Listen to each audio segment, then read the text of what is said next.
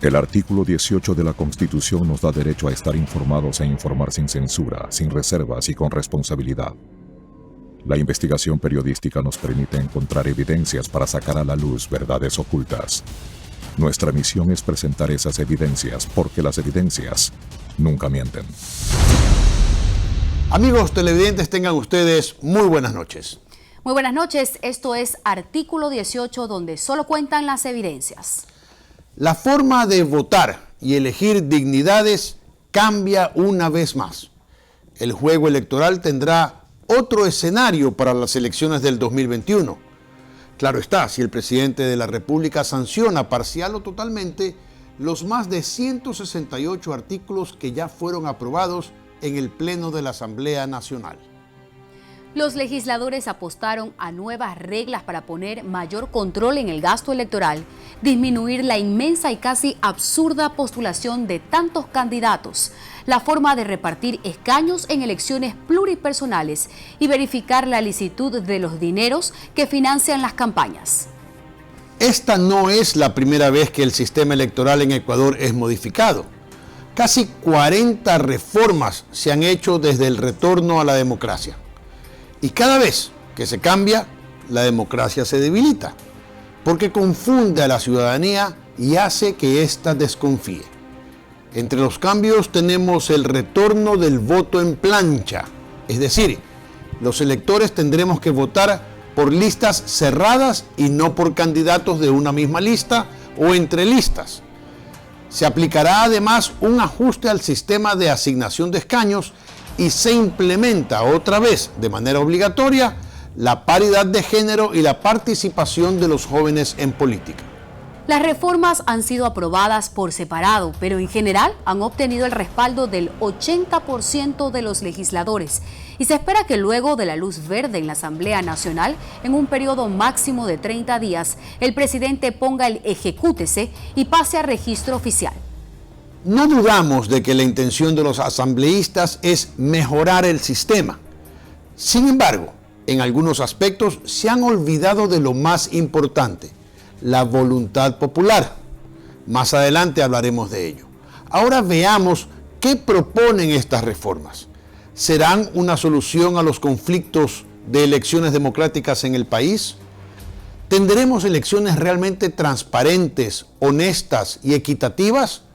¿O solo servirán para favorecer a determinados grupos políticos? Para empezar, hagamos algo de memoria. Una investigación cronológica publicada por diario El Telégrafo reseña históricamente las reformas electorales que se han hecho desde 1978, 36 para ser exactos. Las más sustanciales se dieron en 1977, cuando se introdujeron las circunscripciones. En 1978 se implementó el sistema de doble vuelta. En 2008 se estableció la posibilidad de mayorías absolutas. Ese mismo año se permitió el voto en el exterior y se regularon los mecanismos de selección interna de candidatos. Ya en 2010 se reformó el artículo 167 para cambiar la manera de reemplazar a los asambleístas, concejales y vocales de las juntas parroquiales por ausencia temporal o definitiva, estableciendo que se haría de acuerdo a los candidatos principales que sigan en la lista en el orden de votación. En 2012 se estableció que los partidos que obtuvieran el equivalente al 5% de los votos válidos a nivel nacional en 2 elecciones pluripersonales consecutivas adquirirían iguales derechos y en consecuencia deberían cumplir con las mismas obligaciones que los partidos políticos de conformidad con la Constitución. Ese mismo año se incluyó el método de Hunt como sistema de cálculo para la asignación de escaños para asambleístas provinciales y asambleístas del exterior o migrantes, a diferencia de los nacionales, que se calculan con el método de Webster. Estos sistemas de asignación de escaños los analizaremos más adelante, pero ninguno de los cambios y remiendos han sido suficientes para evitar numerosos actos de corrupción y los escándalos de fraude electoral denunciados en los últimos comicios de 2019, el descontrol del gasto electoral, la inmensa y casi absurda postulación de tantos candidatos a las dignidades, los escándalos por los malos manejos de los fondos partidarios y la falta de transparencia en las supuestas donaciones para financiar campañas. De ahí la necesidad de reformar por 37ª ocasión el Código de la Democracia. Son 173 artículos los que han sido aprobados del paquete en la Asamblea Nacional. En el articulado se pueden identificar claramente 11 ejes, con los siguientes números de artículos aprobados respectivamente. Sobre control del gasto electoral, 25 artículos. Sobre candidaturas, 9 artículos. Sobre escrutinios, 7 artículos. Procesos electorales en el exterior, 27 artículos. Organizaciones políticas, 20 artículos. Justicia electoral, 59 artículos. Participación ciudadana, 3.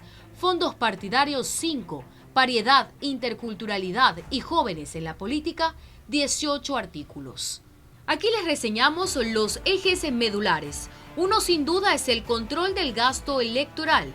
Luego de los escándalos dentro de varias organizaciones políticas por el fraudulento manejo de los fondos, que además cabe recalcar son recursos de todos los ciudadanos, y el caso Sobornos 2012-2016, donde la Fiscalía acusa a los principales líderes del correísmo de recibir millones de dólares de empresas contratistas del Estado para financiar las candidaturas del movimiento Revolución Ciudadana.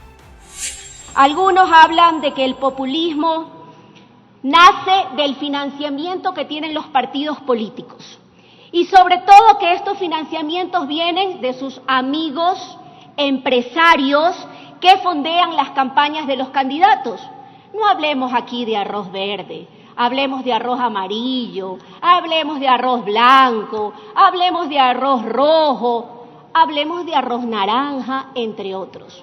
Si queremos transparentar el financiamiento de las organizaciones políticas de los candidatos, hagamos como hacen otras democracias, que cada quien se registre, diga cuál es su interés en la campaña y abiertamente ponga los recursos en ella o en el candidato que considere oportuno apoyar en una lid electoral. Las nuevas reglas establecen que los mítines políticos organizados por autoridades de gobiernos locales y la contratación de artistas internacionales queda totalmente prohibida.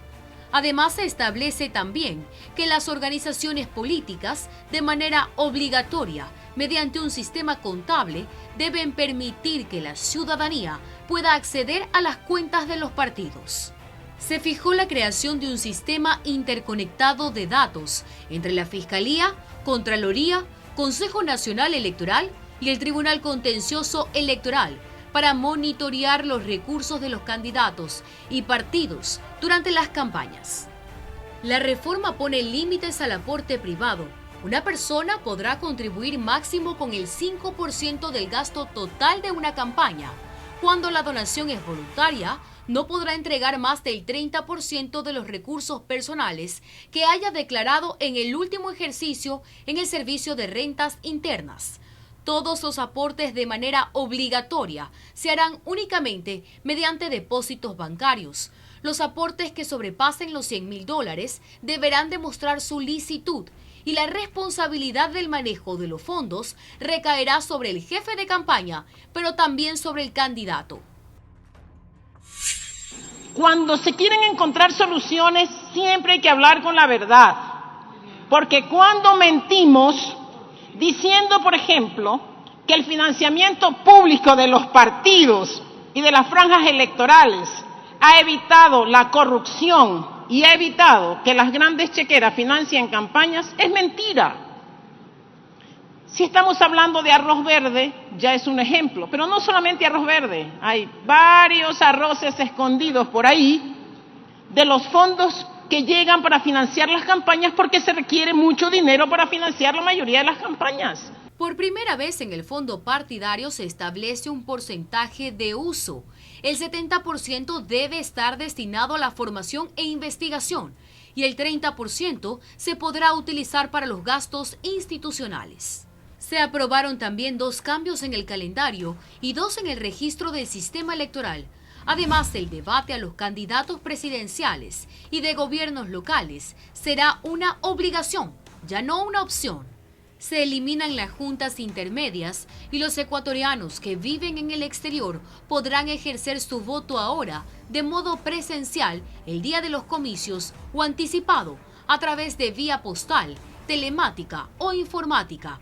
Antes, el derecho al voto a los migrantes lo podían ejercer únicamente en las sedes consulares de los países en los que habitaban. Las votaciones se harán por listas cerradas y no por candidatos. Y los fondos de promoción, el candidato que no alcance el 4% de votos en segunda elección tendrá que devolver el 50% de los gastos.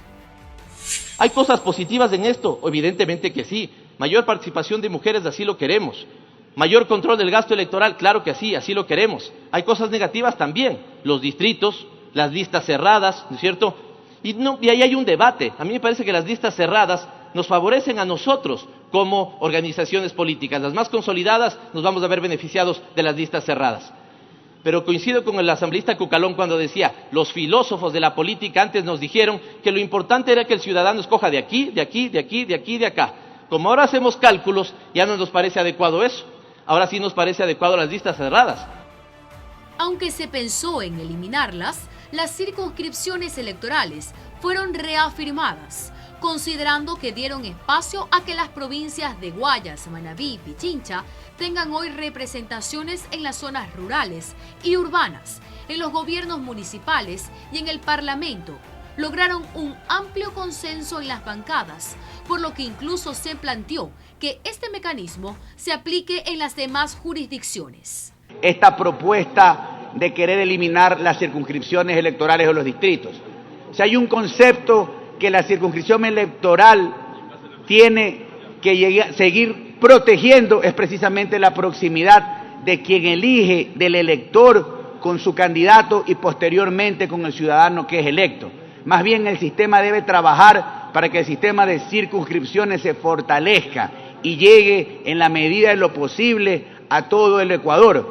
Sobre la pauta en medios de comunicación, se mantiene que durante el periodo de campaña electoral, todas las instituciones públicas están prohibidas de difundir publicidad a través de prensa escrita, radio, televisión y vallas publicitarias. Únicamente podrán informar a través de estos medios sobre asuntos cuya difusión sea necesaria para la ejecución de planes y obras que se encuentran en ejecución, como por ejemplo el cierre de una vía, por mantenimiento.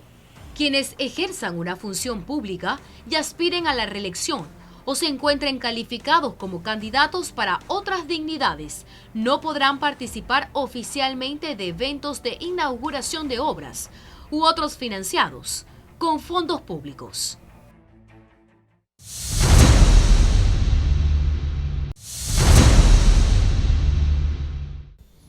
La asignación de escaños fue uno de los temas que más se discutieron y debatieron en el Pleno de la Asamblea Nacional y puso a más de uno a sufrir por la representación de los partidos y movimientos en el poder legislativo.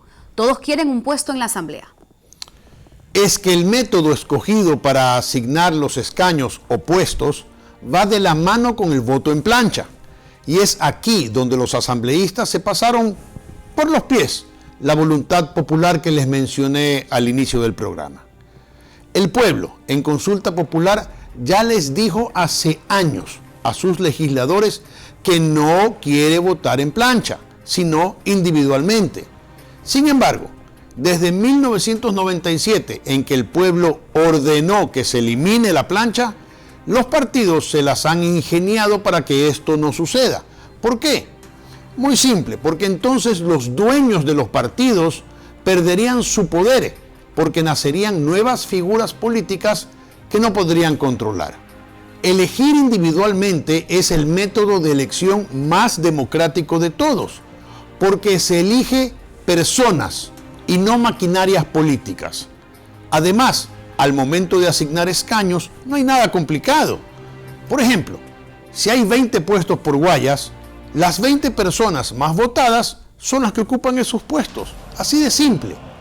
Claro que los candidatos pueden estar en una lista u otra o ser auspiciados por un partido político, pero al momento de elegir no se obliga a la ciudadanía a votar por todos los de la lista, cuando lo que se quiere es poder escoger a quienes considere los mejores, estén en la lista que estén. Seguramente en estos días habría escuchado hablar de un tal DeHond y un tal Webster. Aunque suene muy complejo, para explicarlo mejor, son dos sistemas numéricos diferentes aplicados para dividir el número de votos conseguidos para la asignación de curules, no solo para asambleístas, sino también para asignar a los miembros de las juntas parroquiales, concejales y parlamentarios andinos. Actualmente el método que se aplica es el método DeHond, excepto para los curules de asambleístas nacionales que desde el año 2012 son asignados mediante el método de Webster modificado, sistema que las reformas proponen como método definitivo. El cambio dice responder al objetivo de permitir la participación de las minorías. En el siguiente reportaje le explicamos cómo funciona. El método de Webster fue creado por el matemático francés André Saint-Lagoux en 1910. Es un método de promedio mayor para asignar escaños en sistemas de representación proporcional por listas electorales y se aplicará en el país en las elecciones presidenciales y legislativas de 2021. Este método ya se utilizaba desde 2012 para la asignación de escaños de los asambleístas nacionales y es parte de las reformas al Código de la Democracia propuesta por la Comisión de Justicia y que reemplazará al método DeHond en todas las elecciones pluripersonales, es decir, asambleístas, concejales, juntas parroquiales y parlamento andino. El método DeHond fue aplicado básicamente por el correísmo en elecciones anteriores y lo que hacía era concentraba grandemente las curules en los que más votos sacaban, pero en una forma mucho más allá que su representatividad electoral. Le doy un ejemplo. El correísmo, acuérdese que sacó el 40% de los votos en las elecciones de asamblea anterior y con eso obtuvo el 70% de las curules. No entiendo yo cómo, con el 40% se hace el 70%. En Ecuador, desde el retorno de la democracia, se han aplicado al menos 5 fórmulas de distribución de escaños. Además de las antes mencionadas, también el sistema imperial, el método proporcional y la fórmula de cocientes y residuos promulgada por la dictadura militar. Lo que se podría interpretar como una falta de estabilidad en las reglas del juego electoral y da la impresión de que los actores políticos de turno la han modificado a conveniencia. Más allá de lo dicho, la pregunta que hay que plantearse es cómo cambian las reglas del juego para los candidatos y para los electores en los próximos comicios. Primero hay que empezar diciendo que cada provincia tiene, según el número de habitantes, un número determinado de curules. Si tomamos el ejemplo de los concejales, el Código de la Democracia vigente, en su artículo 156, establece la división por circunscripciones de los cantones con mayor población.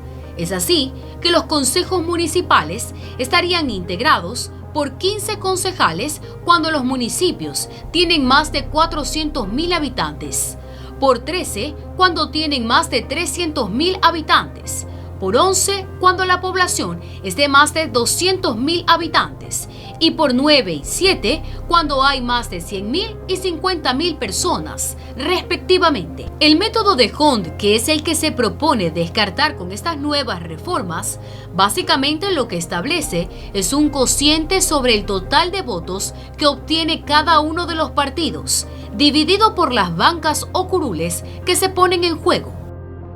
Por ejemplo, supongamos que tenemos una elección en la que participan 5 partidos, el partido A, B, C, D y E, y el número de escaños que están en juego son 5.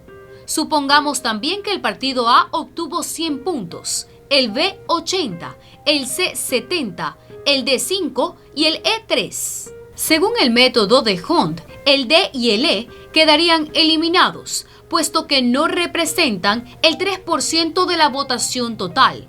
mientras el A, el B y el C siguen en el juego.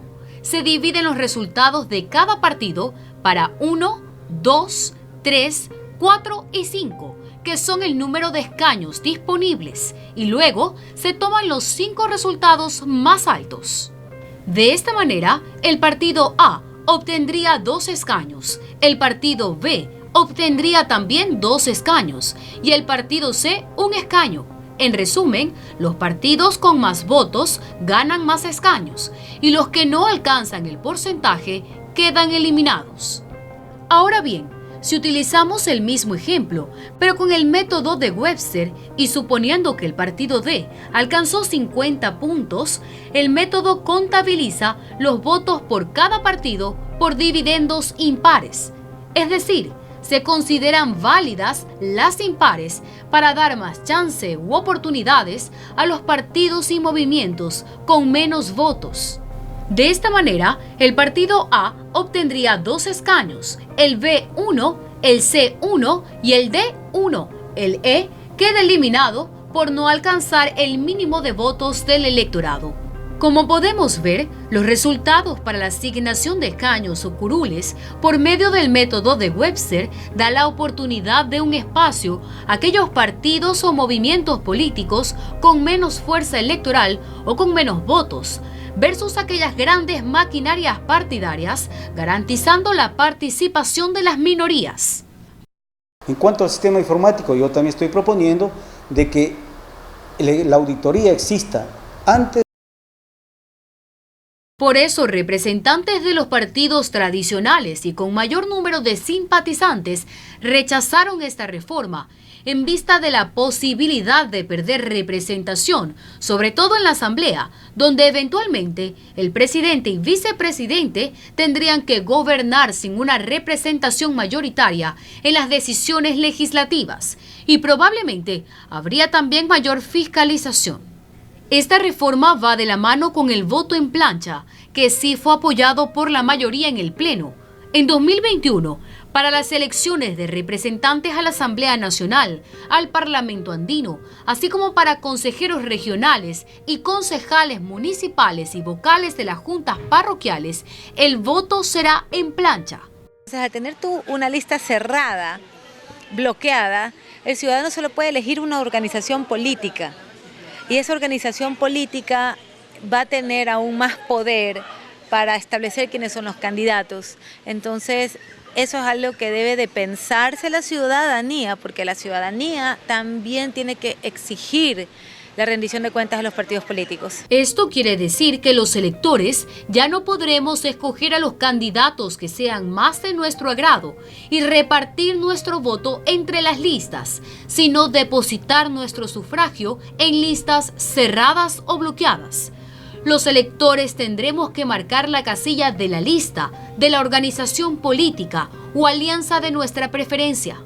Regresemos a los ejemplos. Cada partido tendrá que organizar sus listas de acuerdo a la popularidad de los candidatos en la papeleta electoral. Por ejemplo, vamos a imaginar una circunscripción donde se consignan 5 curules y se postulan 4 partidos: el partido rosa, el partido amarillo, el partido azul y el blanco. Antes teníamos la opción de repartir nuestro voto entre las listas y escoger directamente a los 5 candidatos de nuestro agrado. Ahora, esa ya no es una opción. El voto debe ser dirigido a una sola lista, por más que las opciones de candidatos no sean del todo de nuestro agrado. Bueno, en la práctica, ya de por sí, la gran mayoría de la gente votaba por listas enteras. Y como se contabilizaba, este era un mini Frankenstein que habían hecho. Mantenían el tema de las listas con opción a voto unipersonal. Entonces no eran ni listas ni unipersonal. Porque como adjudicaban los votos individuales cuando uno brincaba saltado, solo servían para cambiar el orden dentro de la lista. No servían para adjudicar escaños. Entonces el voto se perdía. Al momento de contabilizar los votos, del total que obtenga cada partido, se aplicará la fórmula de Webster para la repartición de escaños y los candidatos que encabezan las listas entrarán a ocupar los cargos públicos. Pero, ¿qué pasará si existe un empate técnico? Volvemos a la paridad de género.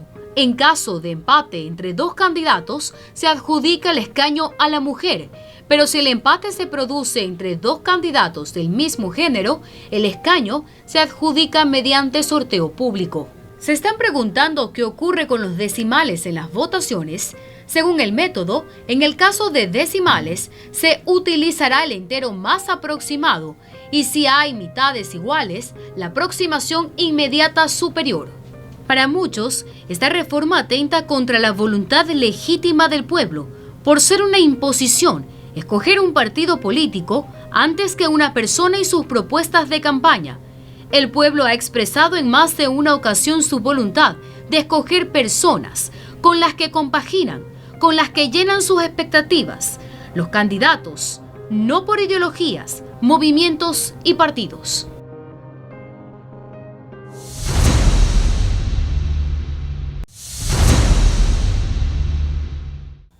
Ahora vamos a hablar de la mujer y la política en Ecuador. Los desafíos de la representación femenina también abarcan en estas reformas al Código de la Democracia, que establecen la paridad de género en las listas de candidatos a la presidencia y vicepresidencia y también para otras dignidades en 50-50. Y aunque usted crea lo contrario, de acuerdo a la Unión Interparlamentaria y ONU Mujeres, América Latina llegó a ser el continente con la mayor cantidad de mujeres jefas de Estado o de gobierno, esto en el año 2017. Ese mismo año la región también obtuvo el mayor porcentaje de mujeres ministras, 22.9 para ser exactos, y parlamentarias, con el 25.7%. Y Ecuador también avanza en esta materia. En la década de los 90, la representación parlamentaria llegaba apenas al 3%. Hoy por hoy, de 137 asambleístas, son 54 mujeres, dejando claro que la lucha de mujeres por ser representadas no es nueva y que es además una tendencia a nivel mundial. Muchos países han optado por garantizar la representación femenina, imponiendo porcentajes de participación. Hay quienes ven la reforma de paridad de género con buenos ojos, mientras otros lamentan que el país todavía necesite una ley para obligar la igualdad de oportunidades. En la Asamblea este tema llegó a casi el 90% de aprobación. Pocos fueron los que votaron en contra. Pero fuera de la Casa Legislativa hay quienes cuestionan que se trate de una obligación y sostienen que debería prevalecer la capacidad de la persona para ejercer un cargo de responsabilidad pública. Las mujeres en la política, un tema que nos atañe a todos, pero que pocos se atreven a discutir. Y el camino a la paridad de género en las candidaturas no es algo nuevo en Ecuador. Desde 1997 se expidió la Ley de Amparo Nacional, que establecía que las mujeres debíamos ocupar al menos el 20% de las listas en las elecciones pluripersonales de diputados provinciales y diputados nacionales. Ya en la reforma constitucional del año 98 se contempla la participación equitativa y se introduce el término igualdad de oportunidades entre hombres y mujeres en la política. En el año 2000, una nueva reforma fijó cuotas en grados ascendentes del 5% en cada proceso electoral, con una base del 30%, hasta llegar a una representación del 50%. Mire usted, si recordamos elecciones anteriores, no ha habido necesidad de ninguna ley con paridad de género para tener en la ciudad más populosa del Ecuador una alcaldesa. Tenemos en Pichincha, la segunda provincia más populosa del país, una prefecta mujer electa. En el Guayas, la provincia más populosa, segunda y tercera quedaron mujeres, sin necesidad de que medie ley. Y si nos remontamos aún más en la historia, Ecuador fue el primer país de toda Latinoamérica en otorgar el voto a mujeres. Mejor dicho, fue el primer país de Latinoamérica en el que las mujeres impusieron su derecho al voto. Su precursora, Matilde Hidalgo Navarro de Procel. Poco a poco las mujeres hemos ido buscando nuestros espacios. De acuerdo con la Unión Interparlamentaria y ONU Mujeres, América Latina llegó a ser el continente con la mayor cantidad de mujeres jefas de Estado o de gobierno en todo el mundo durante el año 2017. Ese mismo año, la región también obtuvo el mayor porcentaje de mujeres ministras, con el 22.9%, y parlamentarias, con el 25.7%. Yo creo que la paridad de género, de hecho, sí, allá queremos llegar, ese debería ser el fin, pero no el medio. Y al ponerlo como medio, nos estamos dando por sentado que ese cambio cultural en el que se aprecia el valor agregado que te da el ser mujer, la distinta apreciación que tiene para entender o para visualizar distintas políticas públicas, etcétera, simplemente se diluye, porque estás poniendo al género como una cuota que hay que llenar y no como un aporte en base a mérito. A partir del año 2008, en la función ejecutiva, el porcentaje de representación femenina llegó al 42%. Algo similar se evidencia en la función judicial, con un 40%, y en la esfera de participación ciudadana sobrepasa el 50% en nuestro país. Según datos del Instituto Nacional de Estadísticas y Censos, INEC, en 2001, tan solo 64 mujeres contaban con títulos universitarios en el área de física, y en el 2010 esa cifra llegó a 1.125 mujeres. Además, muchas de ellas prefieren profesiones científicas e intelectuales, pues el 53,3% de los titulados en estas ramas del conocimiento son mujeres. Sumado a esto, entre 2001 y 2010, la población económicamente activa femenina también incrementó en un 80%, y del total de establecimientos registrados en el censo económico, el 48% tiene a una mujer como dueña o gerente. En la década de los 90, la representación parlamentaria llegaba apenas al 3%. Hoy por hoy, de 137 asambleístas, 54 son mujeres. Y fueron esas 54 mujeres las que se abrazaron y celebraron en el Pleno de la Asamblea Nacional, el 3 de diciembre pasado, la aprobación de una nueva reforma de paridad de género, que incluye en el paquete del Código de la Democracia, de 120 asambleístas asistentes en el hemiciclo, 113 votaron a favor, hubo 5 abstenciones y solo 2 votaron en contra. La reforma establece que el 50% de las nóminas presentadas para todas las dignidades de elecciones pluripersonales estén conformadas por mujeres. Además, los candidatos a la presidencia y vicepresidencia deberán presentar un binomio conformado por hombre y mujer, o viceversa. Lo mismo con las alcaldías y prefecturas. Pueden haber personas que sostienen que una verdadera equidad está en la libre competencia y que no deberían de existir cuotas ni para mujeres ni para hombres, sino que gane el mejor candidato. Y la mujer es tan política como el hombre, y hay mujeres que tienen un estilo político realista, ambicioso, mientras que hay otras mujeres que tienen otro estilo. Así como hay diversos hombres políticos, hay diversas mujeres políticas. Esta reforma también será aplicada de manera progresiva, empezando con el 15% para los comicios en 2021. Luego subirá al 25% hasta llegar al 50% en 2025. El principio de la paridad de género en la política también consta en la Constitución, en sus artículos 65 y 66, donde se garantiza los principios de equidad y paridad. Estos postulados también forman parte del Código Orgánico de Ordenamiento Territorial, COTAD, por sus siglas. El tema llegó a casi el 90% de consenso en la Casa Legislativa y fueron pocos los que votaron en contra, pero fuera de ahí hay quienes cuestionan que se trate de una obligación y lamentan que en Ecuador este tema siga siendo impositivo. Yo no distingo entre hombre, mujer, etnia, orientación sexual o filiación político-religiosa. Si usted es el mejor, el que está más capacitado, el que presenta el plan de gobierno más completo, o usted me convenció, y simple, llanamente, yo no veo ni color de piel, no veo ni orientación sexual, no veo nada, sino más bien veo a un ciudadano que está capacitado para gobernar. Normalmente toda regla o norma constriñe, ¿verdad?, u obliga. que no debería ser así. La obligación es normalmente mal vista.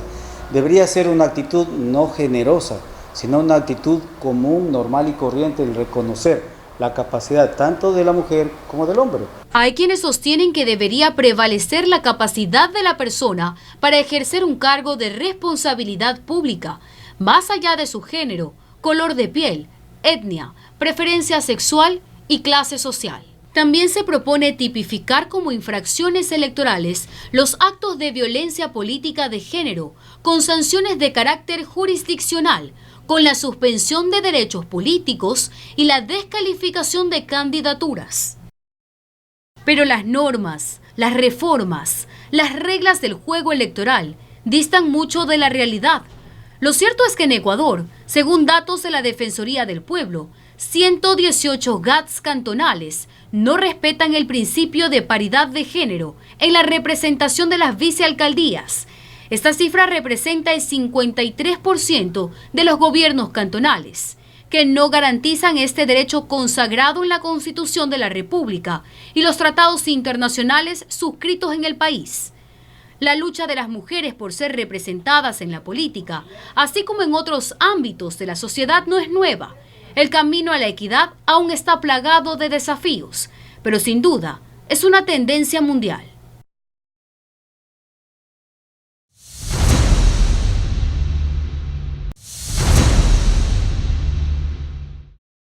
Personalmente creo que la mujer ha sido relegada de la actividad política demasiados años, Belén.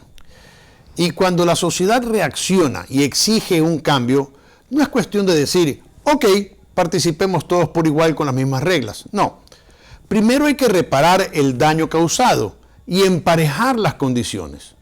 Esto solo puede lograrse a través de la ley. Luego, en unos años, cuando el entorno de machismo que tiene actualmente la política ecuatoriana ya no exista y la discriminación haya sido eliminada, entonces ahí sí podremos hablar de igualdad de condiciones para competir. Esto ha sido todo por hoy. Gracias por acompañarnos. Los dejamos con Carlos Vera y su programa Veraz. Buenas noches. Buenas noches.